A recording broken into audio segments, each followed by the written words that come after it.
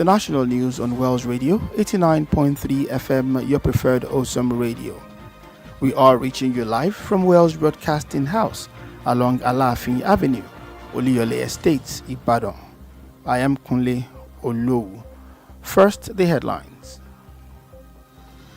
U.S. courts blocks Trump's visa ban affecting Nigeria, 74 other countries.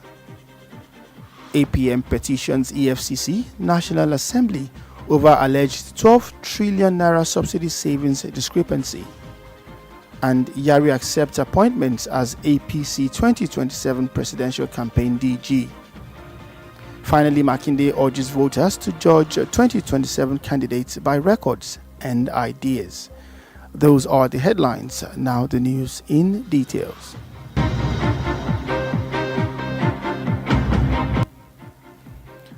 On the news this evening, a United States federal court has blocked a policy introduced by President Donald Trump that banned immigrant visas processing for Nigerian citizens as well as those of 74 other countries. U.S. District Judge Janette Vargas handed down the ruling yesterday in the Southern District of New York. According to the court, the policy introduced by the U.S. Department of State in January was unlawful and went beyond the authority granted to the Secretary of State, Marco Rubio, under the federal immigration law. The policy had stopped the issuance of immigrant visas to applicants from 75 countries.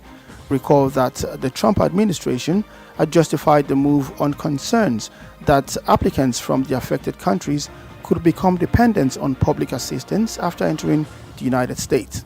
Nigeria was among the African countries placed on the list.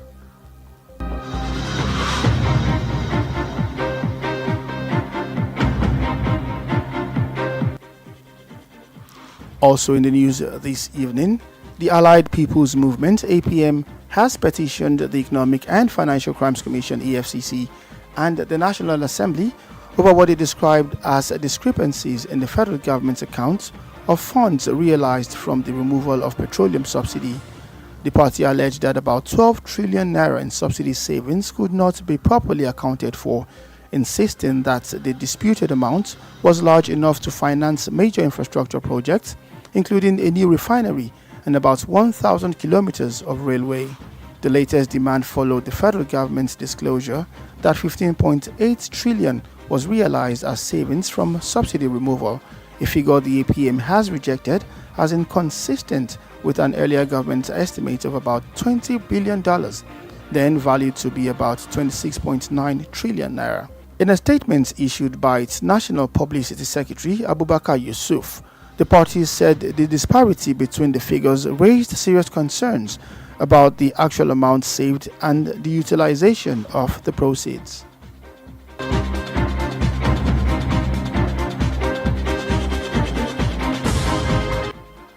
Also in the news, Senator Abdulaziz Yari Abubakar has accepted his appointment as Director General of the All Progressive Congress Presidential Campaign Council for the 2027 election. Yari, who represents Zamfara West in the Senate, expressed gratitude to President Bola Tinubu and the APC leadership for entrusting him with the responsibility. Earlier, Tinubu constituted the Presidential Campaign Council of the APC. This was contained in a statement released by the presidency this morning and signed by the Special Advisor to the President on Information and Strategy, Bayo Ononuga. In the statement, Yari will serve as the Council's Director General, while Governor Hope Uzodinma of Imo State was named Secretary. According to the statement, the President and Vice President Kashim Shettima will serve as Chairman and Vice Chairman of the Council, respectively.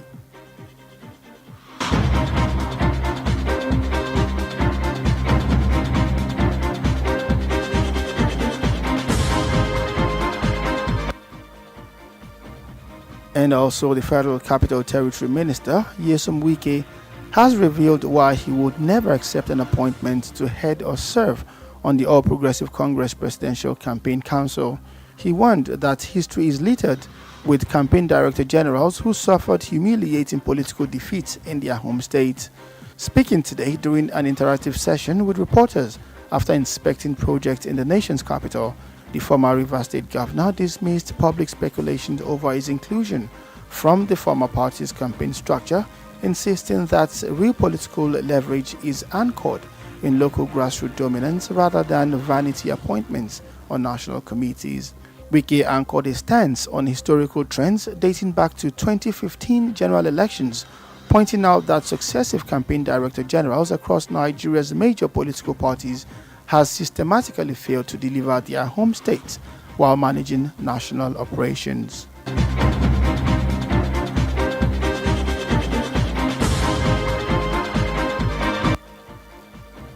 Also in the news this evening, the Oyo State Governor, Seyi Makinde, says his campaign for the 2027 presidential election will focus on resetting Nigeria and putting Nigerians' interests ahead of political, ethnic, and religious consideration. Makinde said this in the latest newsletter describing the 2027 campaign as an opportunity for Nigerians to discuss the country's challenges, future, and the kind of leadership it needs. He said his campaign would seek to reset the country so that it works for all Nigerians, not just for a selected few. The governor said he would visit the 6 geopolitical zones in the country in the coming months to meet stakeholders, present his ideas, and listen to Nigerians. Makinde said his manifesto, known as the Reset Agenda, is being reviewed by stakeholders. He said it will address major issues such as security, the economy, the cost of living, and the food security. He added that the manifesto would explain how his proposed policies would be implemented, funded, and measured.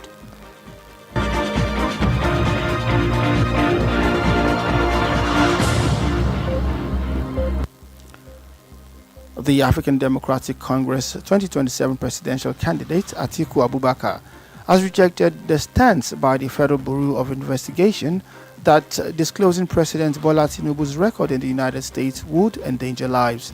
Atiku, who is also a former vice president, in a statement by Senior Special Assistant on Public Communications Farouk Shuaib, today said Nigerians are already dying under the present administration in the country. The former vice president noted that since President Tinubu's assumption of office on May 29, 2023, he has initiated economic policies that have already become a threat to the daily survival of ordinary Nigerians. The FBI had reportedly told the U.S. court that disclosing records relating to the president would endanger lives.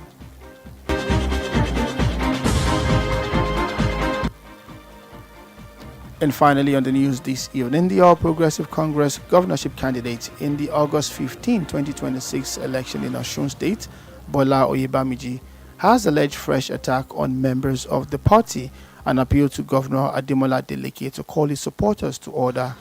Oyebamiji spoke yesterday after meeting with President Bola Tinubu at the State House in Abuja, days after losing the governorship election to Adeleke. The APC candidate said Tinubu advised him and other stakeholders to prioritize peace, stressing that governance was ultimately about the people. He said the president's message underscored the need for Nigerians, particularly residents of Osun State, to remain peaceful after the election. Adeleke, who contested on the platform of the Accord Party, was declared winner of the election by the Independent National Electoral Commission (INEC), polling 511,067 votes against Oyebamiji's 444,815 votes. And that's it on the national news. But before we end the news, here are the highlights. United States Federal High Court has blocked the policy introduced by President Donald Trump that banned immigrant visa processing for Nigerian citizens as well as those of 74 other countries. We also said the Allied People's Movement has petitioned the Economic and Financial Crimes Commission (EFCC) and the National Assembly over what it described as discrepancies in the federal government's accounts of funds realized from the removal of petroleum subsidy. And Senator Abdulaziz Yari Abubakar has accepted his appointment as Director General of the All Progressive Congress Presidential Campaign Council for the 2027 general election. And also in the news, we said the Oyo State Governor, Seyi Makinde, says his campaign for the 2027 presidential election will focus on resetting Nigerian and putting Nigerian interests ahead of political, ethnic, and religious consideration. In the news, we said the African Democratic Congress, ADC's 2027 presidential candidate, Atiku Abubakar, has rejected the stance by the Federal Bureau of Investigation that disclosing President Bola Tinubu's record in the U.S. would endanger lives.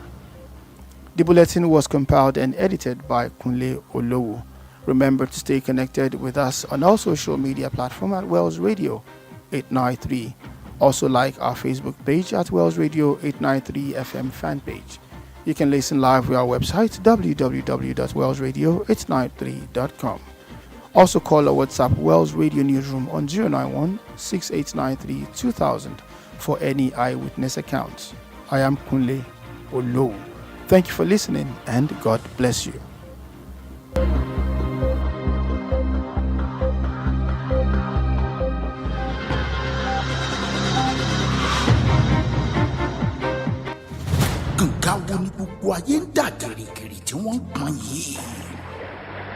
West Radio 89.3 FM Kànga Àgbẹ̀màgbẹ̀.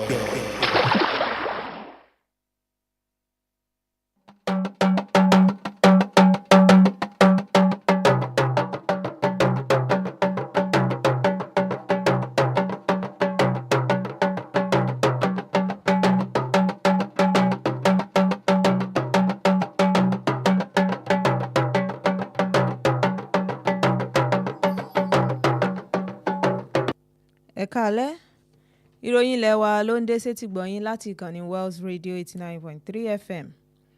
Ìkànnì Kànga Àgbọ̀mọ̀gbẹ̀ tó kálẹ̀ sí òpópónà Aláàfin Avenue lólúyọ̀lé Estate ní ìlú Ìbàdàn. Modupeola Sanni ni oníròyìn yìí. Ṣáájú ẹ gbọ́ àwọn kókó tó wà nínú ìròyìn náà. Orílẹ̀-èdè Amẹ́ríkà náà ni ó ti dá Trump lọ́wọ́ kọ́ láti máa gbégi dáná ìwé ìrìnnà fún orílẹ̀-èdè Nàìjíríà àti àwọn orílẹ̀-èdè 64. Ẹgbẹ́ òṣèlú APM ló pe àjọ tó ń gbógun ti ṣíṣe owó ìlú kúmọkùmọ ìyẹn EFCC àti àjọ NAS lẹ́jọ́ lórí tírílíọ̀nù 2 náírà owó ìrànwọ́ orí epo bẹntiró tí kò sí àkóyawọ́ fún. Yari gba ìyànsípò nínú ẹgbẹ́ òṣèlú APC gẹ́gẹ́ bí olùpolongo fún ààrẹ fún ètò ìdìbò ọdún 2027. Mákindé rọ àwọn olùdìbò láti yẹ olùdíje fún ètò ìdìbò ọdún 2027 wò lórí àkọsílẹ̀ àti èròǹgbà rẹ̀. Báyìí ẹ gbọ́ ìròyìn ọ̀hún lẹ́kùnrẹ́rẹ́.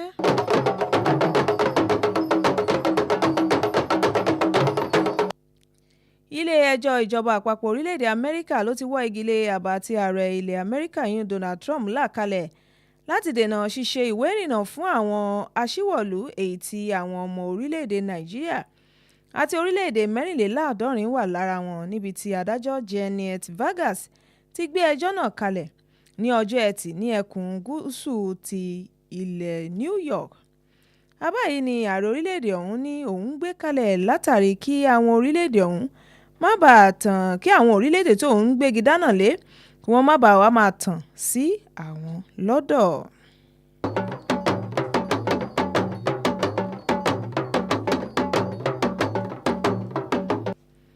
Ẹgbẹ́ òṣèlú APM ló ti pe àjọ tí ó ń gbógun ti ṣíṣe owó ìlú kúmọkùmọ ìyẹn EFCC lẹ́jọ́ lórí àbájáde iye owó tí ìjọba kéde wípé wọ́n pìyà mọ́ lórí owó ìrànwọ́ ti orí bẹntiró wípé kò sí àkóyawọ́ nínú iye tí wọ́n fi léde.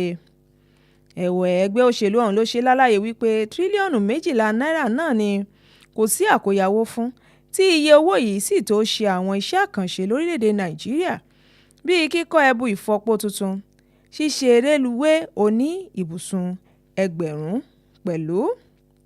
Wọ́n sọ síwájú wípé ìjọba àpapọ̀ ló kọ́kọ́ fi owó tó jẹ́ tírílíọ̀nù 15.8 náírà léde, eléyìí tí ó jẹ́ $20 bílíọ̀nù tí iye rẹ̀ sì já sí tírílíọ̀nù 16.9 náírà gẹ́gẹ́ bí owó tí wọ́n kó jọ lórí owó ìrànwọ́ èyí tí kò sì ṣe rẹ́gí pẹ̀lú ìṣirò wọn. Nínú ọ̀rọ̀ tí ó jáde láti ẹnu akọ̀wé gbogbogbò ẹgbẹ́ ọ̀hún, ìyẹn ọ̀gbẹ́ni Abubakar Yusuf, ẹni tó ṣe lálàyé wípé àìṣedéédé owó yìí ó fi hàn wípé kò sí àkóyawọ́ nínú iye tí wọ́n kéde ṣáájú.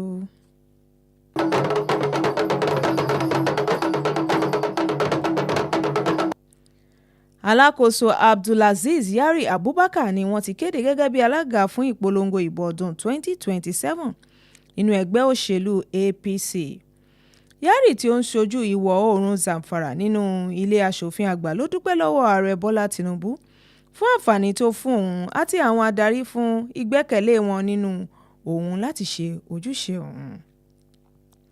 Nínú àtẹ̀jáde kan yìí tí olùbádámọ̀ràn fún ààrẹ Bọ́lá Tinubu lórí ìròyìn àti ọgbọ́n inú yùn Báyọ̀ Ọ̀nànúgà náà ni ó ní ìròyìn ọ̀hún tó jáde wípé ó ní ààrẹ yan àwọn ìgbìmọ̀ tí yóò tukọ̀ ìpolongo ìbò ọdún 2027 níbi tí Yari Abubakar ti jẹ́ olùdarí tí gómìnà ìpínlẹ̀ Imo Hope Uzodinma tí jẹ́ akọ̀wé bẹ́ẹ̀ ààrẹ Tinubu jẹ́ alága tí igbákejì ààrẹ Kashim Shettima yóò sì jẹ́ igbákejì alága ìgbìmọ̀ ọ̀hún.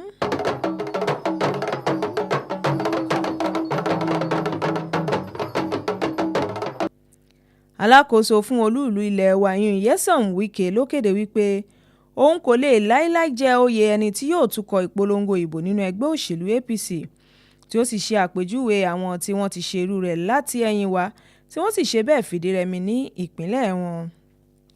Níbi ìfọ̀rọ̀wérọ̀ ní òní níbi tí ó ti ń ṣe àbẹ̀wò sí àwọn iṣẹ́ àkànṣe ní olú-ìlú ilẹ̀ wa Àbújá lónìí ni ó ti ní àrírí sọ ni wípé òun yọ owó òun láwo wípé ẹsẹ̀ kùkú gangan ni òṣèlú wà kì í ṣe ìyànsípò asán. Ẹ̀wẹ̀ kò ṣàìṣe àkàwé ètò ìdìbò ọdún 2015 gẹ́gẹ́ bí àpẹẹrẹ ìjákulẹ̀ àwọn alága ìgbìmọ̀ ẹgbẹ́ òṣèlú ètò ìdìbò ní àwọn ìpínlẹ̀ wọn.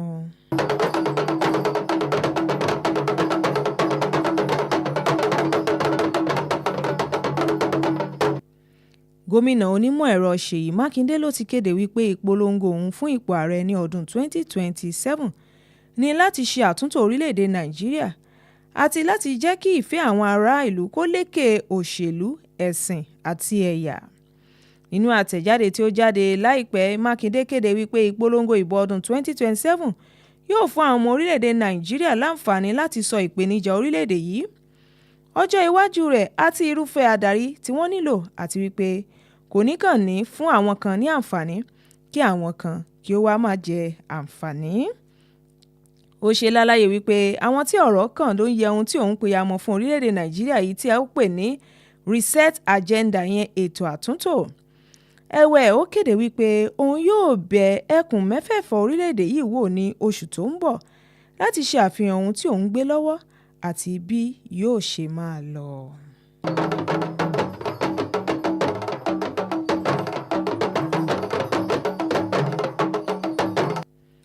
Olùdíje sí ipò ààrẹ nínú ẹgbẹ́ òṣèlú ADC Atiku Abubakar ló ti kéde àìdùnnú rẹ̀ lórí ọ̀rọ̀ tí ó jáde láti àjọ tí ó ń ṣe ìwádìí ní orílẹ̀-èdè Amẹ́ríkà FBI, tí wọ́n ti wí pé báwọn bá fi lè fi ohun tí wọ́n ń béèrè lórí ààrẹ Bọ́lá Tinubu léde wípé ìpalára fún ẹ̀mí náà ni yóò jẹ́.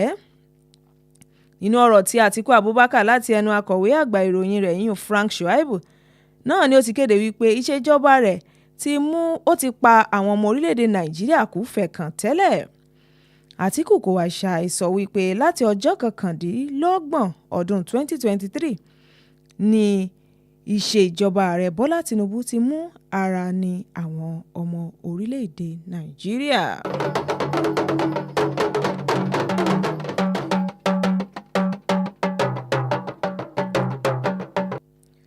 Olùdíje fún ipò gómìnà lábẹ́ ẹgbẹ́ òṣèlú APC ní ìpínlẹ̀ Ọ̀ṣun, Bọ́lá Oyèbámíjí ló ti ké sí gómìnà Adémọ́lá Adélékè láti kìlọ̀ fún àwọn alátìlẹ́yìn rẹ̀ láti dẹ́kun ìkọlù tí wọ́n ṣe láìpẹ́. Oyèbámíjí náà ni ó ṣe àbẹ̀wò sí ààrẹ Bọ́lá Tinubu ní Àbújá tí ó sì sọ wípé ààrẹ kò ṣàì gbà wọ́n ní ìmọ̀ràn láti fi ààyè gba àlàáfíà ní ìpínlẹ̀ ọ̀hún, wípé pàtàkì ìṣèjọba ní àlàáfíà ìlú. Gómìnà Adémọ́lá Adélékè náà ni ó jáwé olúborí nínú ètò ìdìbò ọ̀hún tó wáyé ní ọjọ́ àbámẹ́ta tí ó lọ. Ìròyìn ilé wa fún ti àṣálẹ́ òní kò ní ju báyìí lọ, àmọ́ kí a tó mú ìròyìn ọ̀hún wá sí òpin, ẹ gbọ́ àwọn kókó tó wà nínú rẹ̀ lẹ́ẹ̀kan sí i.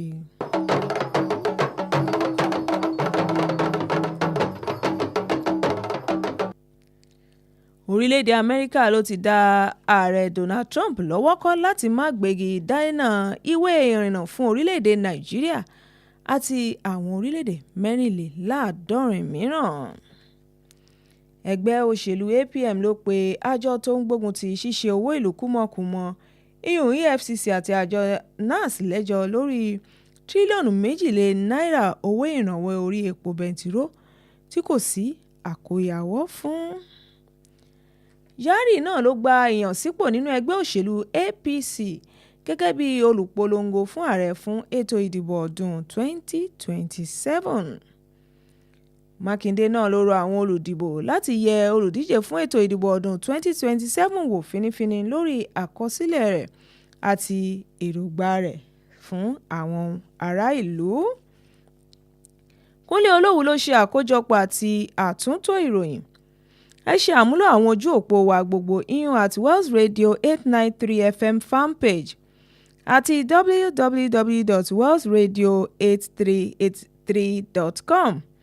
Ẹ lè pè sí nọ́mbà yìí fún ìròyìn ojú mi tó ìyún 09168932000. Modupeola Sanni ni oníròyìn. Ẹ ṣeun tí ẹ̀ ń gbọ́ wá, kí Ọlọ́run kí ó bùkún fún yín. Oorun ayọ̀ la ó sùn.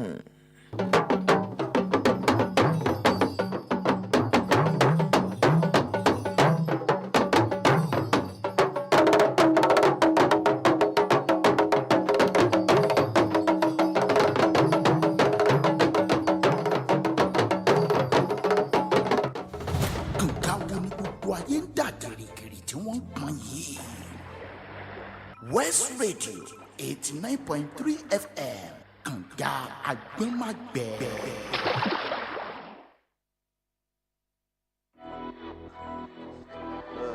Turn me up.